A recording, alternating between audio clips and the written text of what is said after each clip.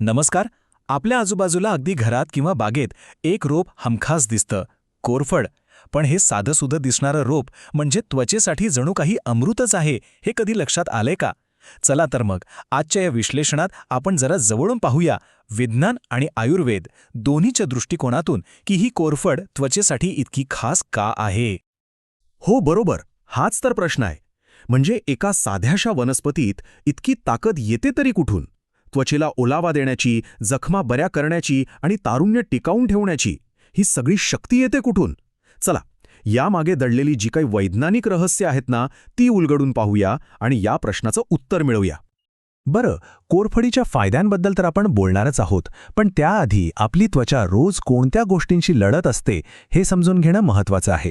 विचार करा, प्रदूषण, कडक ऊन, रोजचा ताणतणाव ही यादी न संपणारी आहे आणि या सगळ्याचा थेट परिणाम आपल्या त्वचेवर होत असतो. तर या समस्या कोणत्या? सनबर्न, पिंपल्स, त्वचेचा कोरडेपणा या तर अगदी रोजच्याच तक्रारी आहेत. पण गंमत म्हणजे या सगळ्यावर निसर्गाने आपल्याला एक जबरदस्त उपाय दिला आहे, आणि तो म्हणजे कोरफड. चला तर मग बघूया हा निसर्गाचा चमत्कार या सगळ्या समस्यांवर नक्की कसा काम करतो. ओके, तर मग आता वेळ झाली आहे आपल्या कथेच्या हिरोला भेटण्याची, म्हणजेच कोरफड. आणि या हिरोच्या 6 अशा प्रमुख शक्तींबद्दल आपण जाणून घेणार आहोत, ज्या तिला त्वचेसाठी एक खराखुरा सुपर हिरो बनवतात. चला तर मग पाहूया या सुपर हिरोची पहिली आणि सगळ्यात महत्त्वाची शक्ती. ही आहे डीप हायड्रेशन. कोरफडीची सगळ्यात मोठी ताकद म्हणजे तिची त्वचेला खोलवर ओलावा देण्याची क्षमता. जरा विचार करा, तिच्या घरामध्ये तब्बल 95% पाणी असतं. यामुळे ती त्वचेच्या एकदम आतपर्यंत पोहोचते आणि तिला हायड्रेट करते. आणि सगळ्यात भारी गोष्ट म्हणजे हे सगळं कोणत्याही तेलकटपणाशिवाय किंवा चिकटपणाशिवाय होतं. बरं, आता वळूया तिच्या दुसऱ्या शक्तीकडे. आणि ही शक्ती म्हणजे कडक उन्हाळ्यात त्वचेसाठी एक वरदानच आहे. हो, सनबर्नपासून आराम. उन्हाळ्यात सनबर्नची समस्या तर जवळजवळ सगळ्यांनाच जाणवते. अशावेळी कोरफडीचे अँटी इन्फ्लमेटरी गुणधर्म कामाला येतात. आता हे अँटी इन्फ्लमेटरी म्हणजे काय? सोप्या शब्दात सांगायचं तर त्वचेची होणारी जळजळ शांत करणे. उन्हामुळे लाल झालेल्या त्वचेला ती त्वरित थंडावा देते, अगदी एखाद्या नैसर्गिक कूलिंग एजंटसारखी. तिची तिसरी शक्ती ही खास करून त्या लोकांसाठी खूप महत्त्वाची आहे ज्यांना पिंपल्स आणि ॲक्नेचा त्रास नेहमी होतो. पिंपल्स कमी करणे. कोरफडीमध्ये अँटीबॅक्टेरियल आणि अँटीफंगल गुणधर्म असतात. याचा अर्थ ती थेट पिंपल्सला कारणीभूत ठरणाऱ्या बॅक्टेरियावरच हल्ला करते. त्यामुळे फक्त आलेले पिंपल्सच कमी होत नाहीत, तर ब्लॅकहेड्स आणि सतत होणारे ॲक्ने ब्रेकआउटसुद्धा नियंत्रणात येतात. आता पाहूया कोरफडीची चौथी शक्ती, जी त्वचेवरचे डाग कमी करून तिला उजळ बनवण्याचं काम करते. त्वचा उजळवणे हे खूपच इंटरेस्टिंग आहे बघा. कोरफडीमध्ये ॲलोईन नावाचा एक खास घटक असतो. हा घटक काय करतो तर त्वचेमध्ये काळे डाग तयार होण्याची जी प्रक्रिया असते ना, तिलाच तो हळू करतो. याचा परिणाम काय होतो?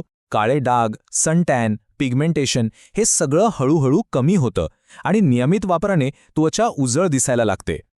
आता नंबर लागतो 5व्या शक्तीचा, आणि ही शक्ती वाढत्या वयाच्या लक्षणांना थांबवण्यासाठी मदत करते. Anti ageing effects. वाढत्या वयाची लक्षणं म्हणजे सुरकुत्या कोणाला हव्या असतात, बरोबर? तर कोरफड इथेही कामाला येते. ती काय करते तर त्वचेतील कोलेजनच्या निर्मितीला प्रोत्साहन देते.